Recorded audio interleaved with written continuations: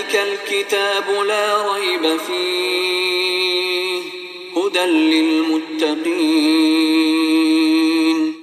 اعوذ باللہ من الشیطان الرجیم بسم اللہ الرحمن الرحیم رب اشرح لی صدری ویسر لی امری واحلل عقدۃ من لسانی یفقہوا قولی ربی زدنی علما ربی زدنی علما ربی زدنی علما اللہم فقہنا فی الدین۔ سب سے پہلے بہت معذرت کہ کل کے رکوع میں ہماری نا ایک آیت مس ہو گئی تھی، 163 مس ہو گئی تھی، میں نے 162 پہ اینڈ کر دیا تھا، تو آج ہم انشاءاللہ اس آیت کو بھی دیکھیں گے۔ اور اس سے پہلے جو ہم دیکھ رہے تھے لاسٹ آیت جو تھی، جو کل ہم نے کی تھی، اس میں یہ تھا کہ اللہ تعالیٰ کی وحی اور اللہ تعالیٰ کا پیغام جو تھا اس کو چھپانے کی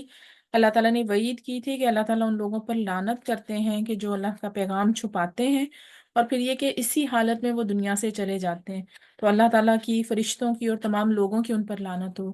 لیکن اس سے اگلی آیت میں ہم دیکھتے ہیں کہ اللہ تعالیٰ ساتھ ہی اپنے رحمان اور رحیم ہونے کی بھی بشارت دیتے ہیں۔ تو قرآن میں جہاں پر جنت کا ذکر ہے وہاں جہنم کا ذکر ہے، جہاں اللہ تعالیٰ کے عذاب کا ذکر ہے وہاں ساتھ ہی اللہ تعالیٰ اپنی رحمت کا ذکر بھی کرتے ہیں۔ تو نیکسٹ آیت ہے وَإِلَٰهُكُمْ إِلَٰهٌ وَاحِدٌ، اور تمہارا معبود ایک ہی معبود ہے، لا الہ الا ہو، اس کے سوا کوئی معبود نہیں ہے، الرحمن الرحیم، جو کہ بہت ہی رحمت والا ہے اور بار بار رحم کرنے والا ہے۔ تو اس آیت میں اللہ تعالیٰ یعنی اپنی ذات کا تعارف بھی کروا رہے ہیں۔ جیسے مشرکین مکہ جو تھے نا، وہ خدا سے تو واقف تھے لیکن وہ رحمان سے واقف نہیں تھے، یعنی وہ اس چیز کو نہیں مانتے تھے کہ جو اتنا بڑا الہ ہے جس کی ذات میں کوئی شریک نہیں ہے، جو مطلب جیسے محمد صلی اللہ علیہ وسلم فرماتے ہیں، تو وہ رحمان کیسے ہو سکتا ہے؟ یعنی ان کے نزدیک جو الہ تھا، جو خدا تھا، اس کا کام ہی یہی تھا کہ یا پھر وہ اتنا زبردست تھا کہ وہ رحمان نہیں ہو سکتا تھا۔ لیکن اللہ تعالیٰ نے فرمایا کہ وہ اگر سزا دینے پر قادر ہے تو وہ رحمان اور رحیم بھی ہے، نہایت وسیع رحمت والا ہے، نہایت رحم والا ہے۔ اور پھر یہ ہے کہ اللہ تعالیٰ کی جیسی رحمت ہے ویسی کسی اور کی رحمت نہیں ہے۔ اللہ تعالیٰ نے ہر چیز کو، اللہ تعالیٰ کی رحمت نے اپنے گھیرے میں لے رکھا ہے، اور جو بھی ان بندوں کو نعمت حاصل ہوتی ہے، اور پھر یہ کہ رحمان ہم دیکھتے ہیں کہ دنیا میں بھی اللہ تعالیٰ رحمان ہے، یعنی رحمت فرماتا ہے ان لوگوں پر بھی جو کہ ایمان نہیں بھی لاتے، ان کو بھی اللہ تعالیٰ کی عطا کردہ نعمتیں حاصل ہوتی ہیں۔ لیکن رحیم جو ہے وہ آخرت میں اللہ تعالیٰ مومن بندوں پر ہی ہوں گے۔ تو جو رحیم کا تصور ہے اس کو ہم آخرت کے حوالے سے زیادہ ڈیٹیل سے دیکھتے ہیں، اور جو رحمان ہے وہ دنیا کے حوالے سے، یعنی دنیا میں اللہ تعالیٰ کی رحمت جو ہے وہ اتنی وسیع ہے کہ ہر مخلوق کو اس نے گھیرے میں لے رکھا ہے۔ تو اگلی آیت میں ہم دیکھتے ہیں، اس کو پڑھنے سے پہلے نا ہم یہ دیکھتے ہیں کہ اس کا پچھلے رکوع سے کیا کانٹیکٹ ہے۔ دیکھیں جیسے پچھلی آیت میں اللہ تعالیٰ نے فرمایا نا کہ جو لوگ اللہ تعالیٰ کا پیغام نہیں پہنچاتے تو وہ ان کی بہت بڑی سزا دی گئی ہے، لیکن دوسری طرف یہ بھی کہا گیا ہے کہ اگر کسی کی طرف وحی کا پیغام نہیں بھی پہنچتا تو اللہ تعالیٰ کی ایسی ایسی نشانیاں کائنات میں ہیں کہ وہ بھی غور و فکر کرنے کے لیے کافی ہیں۔ یعنی کسی کے پاس بھی یہ عذر نہیں ہوگا قیامت کے دن کہ میرے پاس اللہ تعالیٰ کا پیغام نہیں پہنچا، یا پھر وہ کسی کو بلیم نہیں کر سکتا کہ میرے پاس اللہ کی کتاب نہیں پہنچائے گی۔ تو اللہ تعالیٰ فرماتے ہیں کہ اگر وحی کا علم نہیں بھی پہنچا، اسلام کا پیغام نہیں بھی پہنچا، تو کائنات کے اندر بہت سی نشانیاں ہیں، جیسے ہم اس آیت میں دیکھیں گے۔ اللہ تعالیٰ فرماتے ہیں اِنَّ فِي خَلْقِ السَّمَاوَاتِ، بے شک تخلیق میں آسمانوں کی، والارضی اور زمین کی، واختلاف اللیلی اور بدلنے میں رات اور دن کے، والنہاری اور دن کے، والفلکی اور کشتیوں میں، اللاتی جو کہ تجری چلتی ہیں، فی البحری سمندر میں، بما ینفع الناس اس چیز کے ساتھ جو لوگوں کو نفع دیتی ہے، وما انزل اللہ من السماء اور جو پانی جو اللہ تعالیٰ نے جو اللہ تعالیٰ نے آسمان سے اتارا، من مائن پانی، فاحیا بہ الارض پھر اس نے زندہ کیا زمین کو، بعد موتہا اس کی موت کے بعد، وبث فیہا اور اس نے پھیلا دیے اس میں، من کل دابۃ ہر قسم کے جانور، وتصریف الریاح اور ہواؤں کی گردش میں، والسحاب المسخر والسحاب اور بادل، مسخر جو کہ مسخر ہیں یا ٹھہرے ہوئے ہیں، بین السماء والارض آسمان اور زمین کے درمیان میں، لآیات لقوم یعقلون لوگوں کے لیے نشانیاں ہیں جو عقل سے کام لیتے ہیں۔ تو ہم یہ دیکھتے ہیں کہ اللہ تعالیٰ نے سب سے پہلے آسمان اور زمین کی تخلیق کے بارے میں بتایا کہ جو بھی انسان اگر فرض کریں وہ تھوڑی سی بھی غور و فکر سے کام لیتا ہے، جیسے حضرت ابراہیم علیہ السلام نے غور و فکر اور تدبر کیا تھا، ان کے پاس اللہ تعالیٰ کی کوئی وحی نہیں آئی تھی، کوئی پیغام نہیں آیا تھا، لیکن انہوں نے کائنات کی چیزوں پر غور و فکر کیا، تو وہ اس نتیجے پر پہنچے کہ ان کو بنانے والا کوئی نہ کوئی ضرور ہے، یہ خود سے وجود میں نہیں آ گئی۔ تو پھر وہ یعنی یہ سفر کرتے کرتے توحید کا سفر انہوں نے طے کیا، اور اللہ تعالیٰ کو انہوں نے پا لیا، اور اللہ تعالیٰ کے رب ہونے کو انہوں نے پہچان لیا۔ تو اسی طرح اللہ تعالیٰ فرماتے ہیں کہ کائنات میں ہر جگہ نشانیاں بکھری ہوئی ہیں، آسمان کے بنانے میں، زمین کے بنانے میں، واختلاف اللیل والنہاری، اور زمین رات اور دن کے آنے جانے میں۔ اچھا، رات اور دن کا آنا جانا کون سا ٹائم ہوتا ہے؟ ایک فجر کا ٹائم اور ایک عصر کا ٹائم، جب رات اور دن جو ہے وہ ایک دوسرے میں جب تبدیل ہوتے ہیں۔ فجر کے ٹائم پہ رات جو ہے وہ دن میں تبدیل ہو جاتی ہے، عصر کے ٹائم پہ دن جو ہے وہ رات کی طرف جا رہا ہوتا ہے۔ تو یہ دونوں ایسے ایسے ٹائم میں ہم دیکھتے ہیں کہ اس میں سب سے زیادہ جو ہے نا آسمان پر مظاہر جو ہے وہ چینج ہو رہے ہوتے ہیں، یا آسمان پہ آپ دیکھتے ہیں کہ کیسے ایک دم سے جو ہے نا وہ آسمان سیاہ سے سفید اور سفید سے سیاہ ہو جاتا ہے۔ اور خاص طور پر انہی دو اوقات کا ذکر بھی آیا ہے جس میں اللہ تعالیٰ فرماتے ہیں کہ صبح اور شام کے ٹائم پہ اللہ تعالیٰ کی تسبیح کیا کرو، کیونکہ یہ ایسے وقت ہیں کہ جو ہمیں اللہ تعالیٰ کی قدرت کی یاد دلاتے ہیں سب سے زیادہ۔ والفلکی، اور کشتیاں التی جو کہ چلتی ہیں سمندر میں، یعنی ہم دیکھتے ہیں کہ اگر ہم چھوٹی سی چیز بھی پانی میں پھینکیں تو وہ ڈوب جاتی ہے، لیکن اتنے بڑے بڑے جہاز جو ہیں کارگو جیسے ہوتے ہیں، وہ ایک کنٹری سے دوسرے کنٹری میں جاتے ہیں، اور کس نے اس سب کو کون کنٹرول کیے ہوئے ہیں؟ وہ صرف اللہ تعالیٰ ہے، کہ جو اتنے بڑے جہازوں کو پانی کے سینے پر جو چلاتا ہے اور پھر ان کو ڈوبنے سے بچاتا ہے۔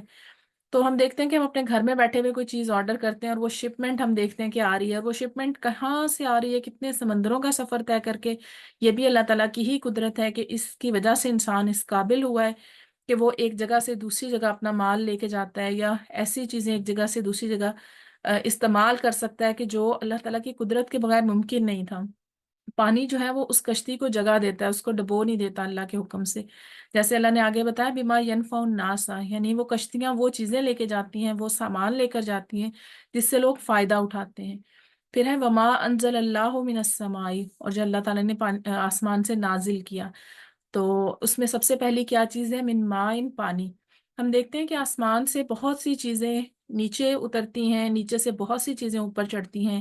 جیسے سب سے پہلے دیکھا جائے تو آسمان سے وحی نازل ہوتی ہے، آسمان سے پانی نازل ہوتا ہے، آسمان سے انسان کا رزق نازل ہوتا ہے،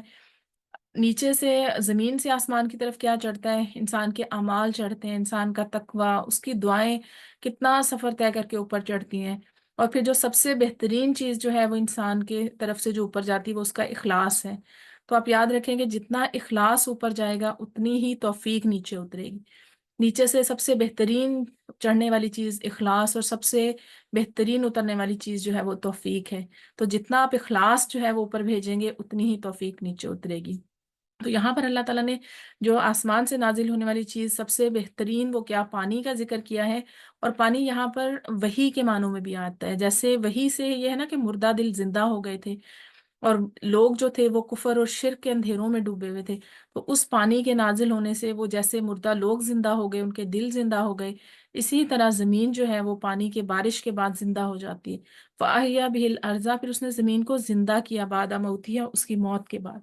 یعنی ہم دیکھیں کہ ایک بنجر زمین ہے، بالکل اس میں کچھ نہیں اگتا، اور جہاں پر انسان جو ہے وہ مطلب اس کے لیے پاسبل نہیں ہے پانی پہنچانا، تو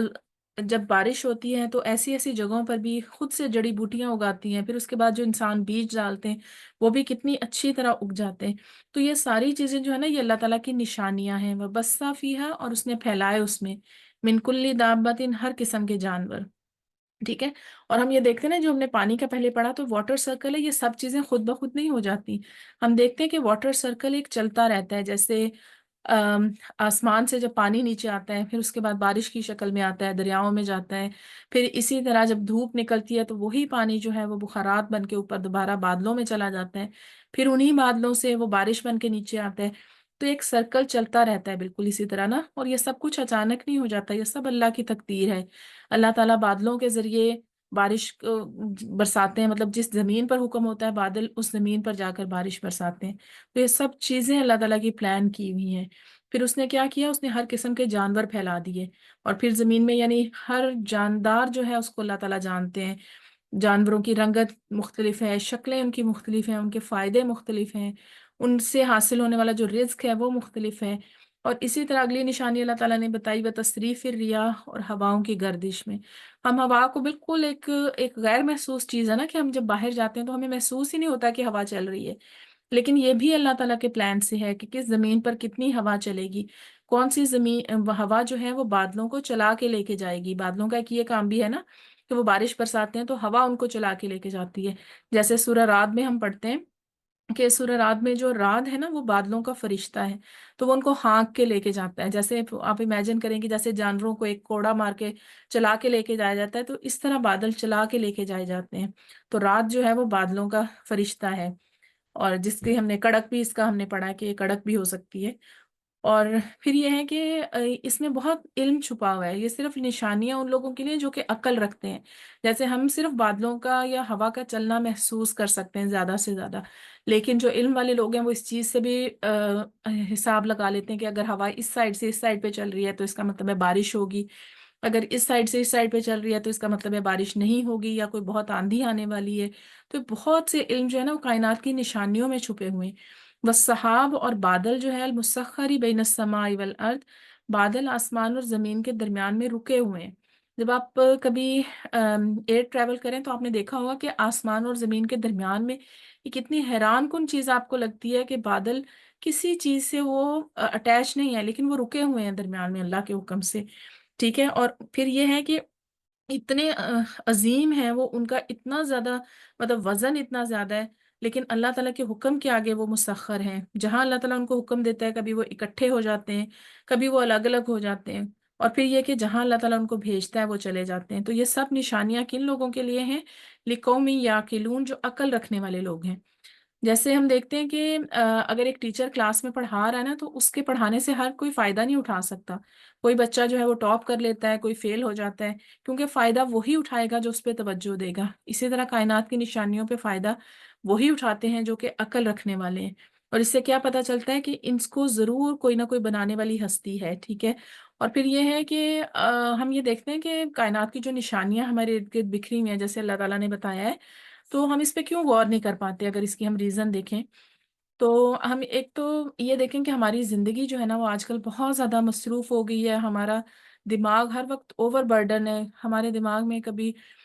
کوئی سوشل میڈیا ہے، کبھی گھر کے کام ہے، یا کوئی ایسی پریشانی ہے کہ ہم ارد گرد توجہ ہی نہیں دے پاتے. ہر شخص کے سامنے روز سن رائز ہو رہا ہے، سن سیٹ ہو رہا ہے، اس کے سامنے آسمان کا رنگ دن میں کتنی دفعہ تبدیل ہو رہا ہے، لیکن ہم لوگ نہیں توجہ دے پاتے. اسی وجہ سے کہ اگر ہمارا ذہن یعنی خالی نہیں ہے، اور زیادہ سے زیادہ اگر ہم دیکھیں گے تو ہم اس کو سائنٹیفک پوائنٹ آف ویو سے دیکھتے ہیں کہ اچھا اب آٹم آ گئی ہے تو اس لیے درختوں کے پتے گر رہے ہیں، اور اب رات ہو گئی ہے تو اس لیے ڈارک ہو گیا اور سورج چلا گیا. لیکن اگر ہم اس کو اسلامک پوائنٹ آف ویو سے دیکھیں، اللہ تعالیٰ کی قدرت کی نشانیوں پر دیکھیں کہ طور پر دیکھیں، تو پھر وہ ہمارے دل پر اتنا اثر کریں گی. تو یہ چیزیں جو ہے نا ہماری آج کی زندگی نے مطلب اتنا زیادہ ہمیں مصروف کر دیا ہے کہ ہم ان چیزوں کی طرف دھیان نہیں دے پاتے، حالانکہ یہ نشانیاں کائنات میں جگہ جگہ بکھری ہوئی ہیں. تو ہمیں کوشش کرنی چاہیے کہ کبھی اپنے جو بزی ہمارا اسکیجول ہے اس سے ٹائم نکال کے کبھی ہم تھوڑا سا ٹائم دیں کہ ہم جیسے دیکھتے ہیں نا کہ نمازوں کے ٹائم ہم اپنے موبائل پہ دیکھ لیتے ہیں، ہم اپنے کلاک پہ دیکھ لیتے ہیں کہ اب اس نماز کا ٹائم ہو گیا. تو کبھی سن رائز کے حساب سے بھی دیکھیں یا کبھی سن سیٹ کے حساب سے بھی دیکھیں کہ اب سورج نکل رہا ہے، اور پھر یہ کہ اس میں کتنا ٹائم ہمارا نماز کا رہ گیا. یہ اس طرح کہ جو ورلڈ کلاک ہے نا، دنیا کے آسمان پہ ایک کلاک ہے، تو کبھی اس کو بھی دیکھیں نا، تو بہت زیادہ متاثر کرنے والی چیزیں کائنات میں پھیلی ہوئی ہیں. پھر آگے اللہ تعالیٰ فرماتے ہیں وَمِنَ النَّاسِ، اور لوگوں میں سے ایسے بھی ہیں، مَن يَتَّخِذُ، جو بنا لیتے ہیں، من دون اللہ اندادن، اللہ کے علاوہ غیر کو بھی شریک بنا لیتے ہیں. یحبونہم، وہ ان سے محبت کرتے ہیں، کحب اللہ، جیسے اللہ سے محبت کرنی چاہیے. والذین، اور جو لوگ آمنوا، ایمان لائے، اشد حبا للہ، وہ اللہ کی محبت میں زیادہ شدید ہیں. ولو یر الذین، ولو اور کاش، یر الذین ظلموا، جن لوگوں نے ظلم کیا وہ دیکھ لیں، اذ یرون العذاب، جب وہ عذاب کو دیکھیں گے، ان القوۃ للہ جمیعا، وہ دیکھیں گے کہ یقیناً ساری کی ساری قوت اللہ ہی کے لیے ہے، وان اللہ شدید العذاب، اور اللہ سخت عذاب دینے والا ہے. تو یہاں پر دیکھیں اللہ تعالیٰ نے ایک تو کائنات کی نشانیوں کی طرف بھی ہماری توجہ دلائی، دوسری اللہ تعالیٰ نے آخرت کا نقشہ بھی کھینچا. جیسے ہم دیکھتے ہیں نا کہ جب ہم اپنا 30th جز پڑھتے ہیں تو اس میں بہت سی صورتیں ایسی ہیں کہ جس میں اللہ تعالیٰ नक्शा खींच कर बताते हैं, आपके शऊर को वहां पर पहुंचाते हैं कि जब आसमान फट जाएगा, जब सूरज जो है वो फट जाएगा, जब सितारे डूब जाएंगे, इस तरह यानी मुख्तलिफ नक्शे खींचेंगे। तो यहाँ पर भी अल्लाह ताला एक हमें सिनेरियो बता रहे हैं कि वो लोग जो है ना, जिन्होंने जुल्म किया, वो जब अल्लाह ताला का अजाब देख लेंगे तो उस वक्त वो मानेंगे कि सारी की सारी कुव्वत जो है वो अल्लाह ताला के लिए है। दुनिया में उन्होंने क्या किया था, अल्लाह के अलावा और लोग शरीक बना लिए थे। और शरीक बनाने से मुराद सिर्फ ये नहीं है कि उनको सजदा ही किया जाना। अगर किसी से भी ये उम्मीद लगा ली जाए कि अल्लाह के अलावा ये भी मेरा कोई काम कर सकता है, तो ये भी शरीक बनाना है। अगर किसी को अल्लाह की जात में ना शरीक किया जाए, लेकिन उसकी सिफात में कि अल्लाह भी कर सकता है, और कोई बुजुर्ग या कोई किसी से भी कोई किसी भी किस्म का कोई माबूद है, तो वो भी जरा सा भी कोई इख्तियार रखता है, तो ये भी शिर्क में आ जाता है। तो अल्लाह ताला फरमाते हैं कि वो अल्लाह उन अपने माबूदों से ऐसी मोहब्बत करते हैं कि जैसी अल्लाह ताला से की जानी चाहिए। क्योंकि अल्लाह का हक है कि इंसान सबसे ज्यादा अल्लाह ताला से मोहब्बत करे, अपने वालिदैन से, अपनी औलाद से, हर चीज से ज्यादा पहले अल्लाह ताला की जात को रखे। लेकिन जो सिर्फ ये कौन लोग कर सकते हैं, वल्लजीना आमनू, जो लोग ईमान लाए वो अल्लाह की मोहब्बत में शदीद तर हैं। यानी वो अहले शिर्क की तरह नहीं है, वो दूसरों की मोहब्बत को अल्लाह ताला की मोहब्बत से ऊपर नहीं करते। तो फिर क्या होता है कि वो जो अपने ईमान का मजा पा लेते हैं। फिर अल्लाह ताला फरमाते हैं कि जिन लोगों ने जुल्म किया है, यानी यहाँ पर जुल्म से क्या मुराद है, शिर्क किया है उन्होंने, अल्लाह के अलावा किसी की अताअत की। और फिर ये है कि जैसे एक दफ़ा एक सहाबी ने नबी करीम सल्लल्लाहु अलैहि वसल्लम से पूछा, ईमान लाने के बाद आप सल्लल्लाहु अलैहि वसल्लम ने फरमाया कि तुम अपने उल्मा को अपना रब बना लेते हो। तो उन्होंने कहा कि हम तो उनकी इबादत नहीं करते, हम तो उनको रब नहीं समझते। तो उन्होंने फरमाया, नबी करीम सल्लल्लाहु अलैहि वसल्लम ने, कि तुम उनके हलाल किए हुए को हलाल और हराम किए हुए को हराम नहीं समझते। उन्होंने कहा हाँ ऐसा ही है। तो उन्होंने कहा कि ये रब बनाना ही है। यानी अल्लाह ने एक चीज हलाल करार दी है, ठीक है, आपको वो कोई भी कह देता है कि नहीं ये हराम है या कुछ भी रीजन है, तो वो आपको असल में अल्लाह की बात को छोड़ के आप उसकी बात को मान रहे हैं, उसको अल्लाह के साथ शरीक बना रहे हैं। इसी तरह बहुत सी वाज़ेह चीज़ें ऐसी हैं जो अल्लाह ताला ने कुरान में हराम करार दी हैं। तो अगर कोई आजकल जैसे फितनों का दौर है, कोई सूद को हलाल करार दे रहा है, कोई किसी चीज़ को हलाल करार दे रहा है, तो ये सब चीज़ें ये फितने हैं। अगर कोई अल्लाह के मुकाबले पे आके किसी चीज को हलाल करार दे देता है, आप उसकी बात मान लेते हैं, तो ये रब बनाना ही है। तो अल्लाह ताला फरमाते हैं कि ऐसा जुल्म जिन लोगों ने किया,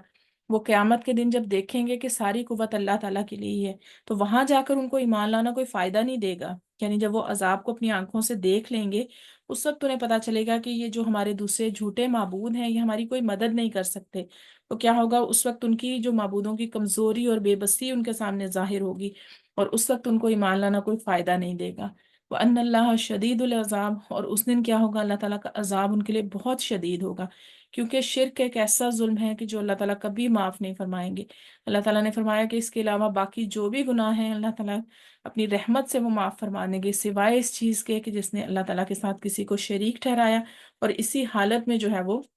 दुनिया से चला गया। तो इससे हमें एक और बात भी पता चलती है कि अल्लाह ताला की मोहब्बत की वजह से, यानी मोमिनों का सबसे बेसिक क्या होना चाहिए, सबसे ज़्यादा अल्लाह की मोहब्बत, अल्लाह के नबियों से मोहब्बत, दीन से, और सबसे बढ़कर मोहम्मद सल्लल्लाहु अलैहि वसल्लम से मोहब्बत जो है, ये हमारे ईमान का हिस्सा है। इसके बाद बाकी हमारी चीज़ें आती हैं। अल्लाह ताला ने अपने वालिदैन से, अपनी औलाद से, अपने बहन भाइयों से मोहब्बत करने से मना नहीं किया, या उनके साथ अच्छा सलूक करने से मना नहीं किया, लेकिन ये सारी मोहब्बतें अल्लाह ताला की मोहब्बत के बाद आती हैं और नबी करीम सल्लल्लाहु अलैहि वसल्लम की मोहब्बत के बाद आती हैं। तो इस मोहब्बत से फ़ायदा क्या होता है कि अल्लाह की रज़ा हासिल होती है, फिर अल्लाह ताला के अजाब से इंसान बच जाता है। इसी तरह अगली आयत में हम देखते हैं कि अल्लाह ताला ने जो नक्शा खींचा है उसमें आगे भी बताया कि उस दिन क्या होगा। इस तबर्रा अल्लाज़ीना, जब वो लोग बेताल्लुक हो जाएंगे, उत्तबिउ, जिनकी पैरवी की गई, मिनल्लजीन तबउ, उन लोगों से जिन्होंने पैरवी की, वरअउल अजाब, और वो अजाब को देख लेंगे, वतक़त्तअत बिहिमुल अस्बाब, और उनके आपस के ताल्लुकात बिल्कुल टूट जाएंगे। तो अल्लाह ताला फरमाते हैं ये हशर का नक्शा खींच रहे हैं, और इनके शऊर को जगाने के लिए कि अभी भी अकल से काम लो। यानी एक ऐसा दरबार का नक्शा खींचा गया कि जहाँ एक तरफ वो लोग खड़े हैं कि जो बातिल माबूदों की पूजा करते थे, और दूसरी साइड पे वो लोग खड़े हैं कि जो वो बुत थे वो उन्होंने माबूद बनाए हुए थे, चाहे वो किसी तरह के भी होंगे, वो कोई बुजुर्ग थे, कोई नेक हस्ती थी, कोई पत्थर के बुत थे, कोई भी चीज थी, दूसरी साइड पे वो होंगे। तो जो माबूद थे वो उनसे बेजारी का इजहार करेंगे,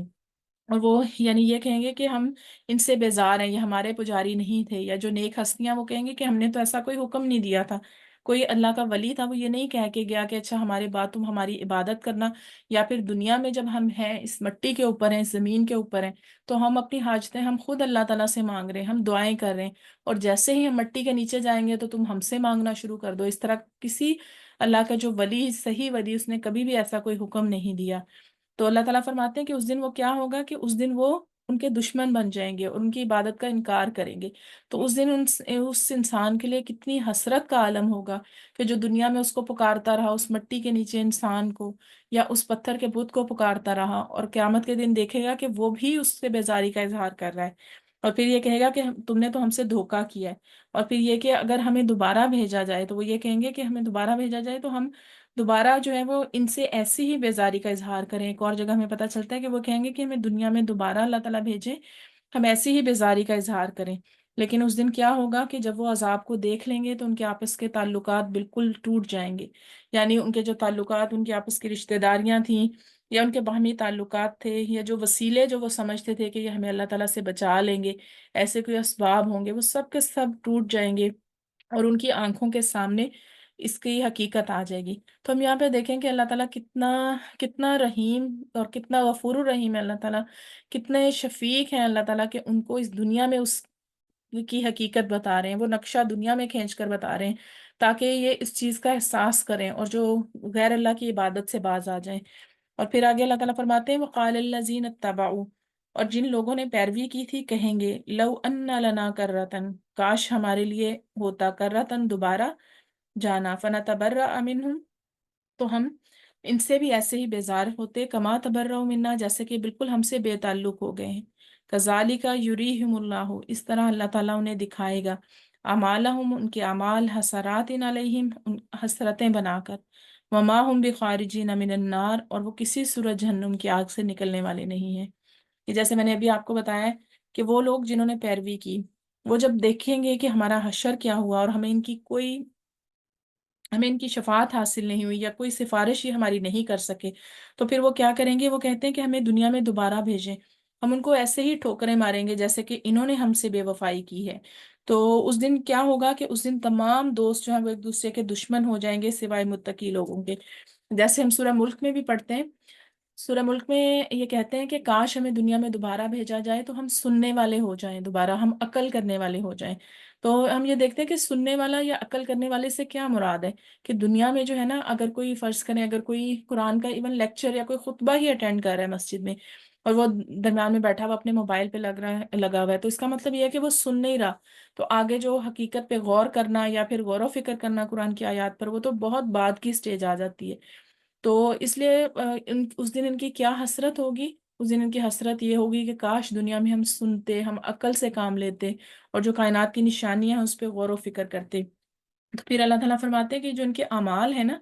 جو دنیا میں یہ اپنا وقت برباد کریں یا جن اعمال میں یہ اپنے آپ کو برباد کریں، نیکی سمجھتے ہوئے وہ کام کر رہے ہیں، تو اللہ تعالیٰ ان کے حسرت بنا کے ان کے اعمال ان کو دکھائیں گے۔ اور ان کے اعمال کیا ہوں گے کہ وہ خاک کی طرح اڑیں گے، جیسے خاک کا یا مٹی کا کوئی وزن نہیں ہوتا نا، یا پھر چھوٹا سا کوئی کاغذ کا ٹکڑا ہو، اس کا کوئی وزن نہیں ہوتا کہ وہ ادھر ادھر ہوا سے اڑتا پھرتا ہے، تو اتنے اتنے بھاری اعمال بھی اس دن ایسے ہوں گے کہ وہ اڑ جائیں گے، صرف کس وجہ سے؟ کہ اس میں توحید نہیں تھی، اس میں خلوص نہیں تھا، اس میں وہ صرف اللہ تعالیٰ کی ذات کے لیے نہیں کیے گئے تھے۔ اسی طرح نبی کریم صلی اللہ علیہ وآلہ وسلم نے فرمایا کہ ہر جہنمی جنت میں اپنی جگہ دیکھتا ہے اور کہتا ہے کہ کاش اللہ تعالیٰ مجھے ہدایت دیتا تو میں جنت میں ہوتا، اور وہ پھر اس کے لیے بہت باعث حسرت بات ہوگی۔ اور ہر جنتی جہنم میں اپنی جگہ دیکھے گا اور کہے گا کہ اللہ تعالیٰ اگر مجھے ہدایت نہ دیتا تو میں اس جگہ پر ہوتا، یعنی اس جہنم میں ہوتا، اور پھر وہ دیکھنا اس کے لیے باعث شکر ہوگا، یعنی وہ بار بار شکر ادا کرے گا کہ اللہ تعالیٰ کی قدرت کی وجہ سے، اللہ کی رحمت کی وجہ سے مجھے اس جگہ ملی ہے۔ لیکن جو جہنمی آگ میں چلے جائیں گے، اللہ تعالیٰ فرماتے ہیں وما ہم بخارجین من النار، اور وہ جہنم سے نکلنے والے نہیں ہیں۔ یعنی ایک دفعہ جب وہ آگ میں ڈال دیے جائیں گے تو ان کی چیخ و پکار کام نہیں آئے گی، ان کی حسرت کرنا ہے، ان کی ندامت کوئی کام نہیں آئے گی۔ یعنی جب وہ اپنے اعمال کو بھی دیکھ لیں گے اور پھر اس کے بعد یہ ہے کہ اس کا انجام بھی دیکھ لیں گے، تو اس حسرت اور پچھتاوے کا ان کو وہاں پر کوئی فائدہ نہیں ہوگا، کیونکہ ان پر نہ تو عذاب میں، جیسے ہم نے پچھلی آیات میں بھی پڑھا، کہ نہ تو ان پر عذاب میں کمی کی جائے گی، اور نہ ہی جو ہے وہ ان کو کسی طرح سے بھی ان کو اس جہنم سے نکالا جائے گا۔ تو یہاں پر اس رکوع میں ہم نے دیکھا ہے کہ یہ زیادہ تر اس میں آیات جو ہے نا وہ عید کے لیے، وعیدوں کے لیے، یعنی ڈراوے یا وارن کرنے کے لیے آیات ہیں۔ جیسا کہ اللہ تعالیٰ نے پہلے بھی بتایا کہ جو لوگ اللہ تعالیٰ کی محبت میں شدید ہیں صرف وہی لوگ ہیں وہ جو اس چیز سے بچ سکتے ہیں، شرک سے بچ سکتے ہیں۔ باقی اگر آپ یہ دیکھیں کہ شرک کا مفہوم جو ہے نا وہ صرف اتنا سا نہیں ہے کہ کسی غیر اللہ کو سجدہ کرنا، یا پھر یہ کہ ہم سمجھتے ہیں کہ جیسے اسلام کے علاوہ دوسرے مذاہب ہیں یہ سب مشرک لوگ ہیں، لیکن اللہ تعالیٰ کے علاوہ کسی اور کی دل میں تعظیم اس طرح سے کرنا، ایون کسی نبی کا درجہ ہی اللہ تعالیٰ کے برابر کر دینا، بجائے اللہ تعالیٰ سے مانگنے کے نبی سے مانگنا شروع کر دینا، اور پھر اس سے آگے بڑھ کر جو اولیاء ہیں یا پھر یہ کہ جو نیک لوگ ہیں ان سے اپنی حاجتیں بیان کرنا۔ جس طرح مشرکین مکہ تھے نا، وہ یہ نہیں تھے کہ وہ اللہ تعالیٰ کو نہیں مانتے تھے، اسلام سے پہلے وہ بھی اللہ تعالیٰ کو مانتے تھے، لیکن انہوں نے ساتھ اپنے بت بھی بنائے ہوتے تھے۔ وہ یہ کہتے تھے کہ یہ اللہ کے آگے ہمارے سفارشی ہیں، یعنی ہم اتنے گناہ گار ہیں لیکن یہ ہماری بات آگے اللہ تک پہنچاتے ہیں، اور یہ چونکہ اللہ تعالیٰ کے نزدیک ہیں اور اس وجہ سے یہ ہماری سفارشیں کرتے ہیں۔ شفعاؤنا وہ کہتے تھے، یعنی سفارش کرنے والے کہتے تھے بتوں کو۔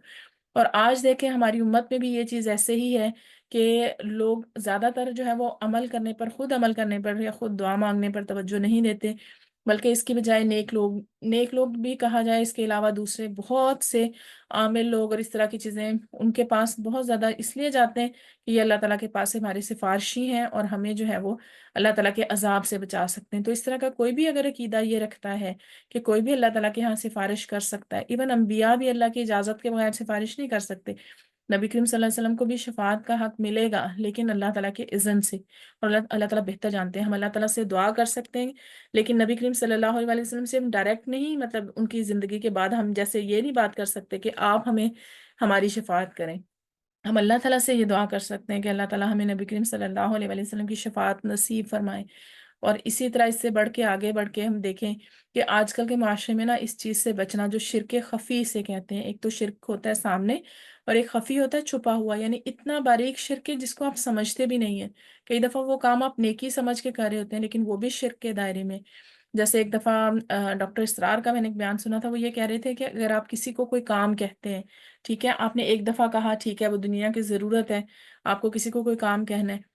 لیکن اگر آپ دوسری دفعہ کہتے ہیں، تیسری دفعہ کہتے ہیں اور اتنے اصرار سے کہتے ہیں کہ آپ کو یہ لگے کہ یہ کام میرا یہی انسان کر سکتا ہے، یعنی آپ اپنی امید بجائے اللہ کے اس انسان سے باندھ لیں، تو یہ بھی شرک میں آ جاتا ہے، ٹھیک ہے۔ اور پھر یہ ہے کہ ہمیں یہ بھی سوچنا چاہیے کہ ہمارے اوپر جب کوئی مصیبت آتی ہے یا کوئی ضرورت ہے، کوئی پریشانی ہے، تو سب سے پہلے ہمارے دل میں خیال کس کا آتا ہے؟ ہمارے دل میں سب سے پہلا خیال اللہ کا آنا چاہیے، اللہ سے دعا کرنی چاہیے، اس کے بعد ہم سبب ڈھونڈ سکتے ہیں کہ کوئی انسان اس کام میں ہماری مدد کر سکتا ہے، کوئی چیز، کوئی مشین ہیلپ کر سکتی ہے، یا کسی طرح بھی ہم کوئی نہ کوئی سبب اختیار کر سکتے ہیں۔ سبب اختیار کرنا منع نہیں ہے، لیکن یہ ہے کہ اللہ تعالیٰ کی ذات ہر چیز سے اوپر ہونی چاہیے، اس کی محبت ہر چیز سے اوپر ہونی چاہیے۔ تو اللہ تعالیٰ سے دعا ہے کہ اللہ تعالیٰ قیامت کے دن جو ہے وہ ہمارے اعمال ہمیں حسرت بننے سے بچا لیں، ہمارے ایسی ہم سے کوئی گناہ نہ ہوں، یا دنیا میں اللہ تعالیٰ ہمیں توبہ کی توفیق دے دیں کہ قیامت کے دن ہمارے اعمال جو ہیں وہ حسرت بن کر ہمارے سامنے پیش نہ کیے جائیں۔ اور اللہ تعالیٰ ہمیں توحید کو سیکھنے کی ایسی چیز نہیں ہے کہ آپ نے ایک دفعہ لا الہ الا اللہ کہہ دیا تو بس توحید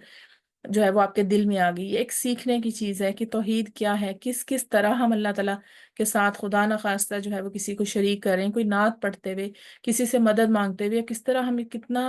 چیزوں میں یہ ظلم کر جاتے ہیں اور ہمیں پتہ بھی نہیں چلتا۔ تو اس میں بہت زیادہ سیکھنے کی بھی ضرورت ہے، اور یہ کہ اللہ تعالیٰ سے دعا ہے کہ اللہ تعالیٰ ہمیشہ ہمیں مرتے دم تک توحید پر قائم رکھیں، اور اللہ تعالیٰ اپنی ذات کا، اپنی صفات کا صحیح علم جو ہے وہ ہمیں عطا فرمائیں۔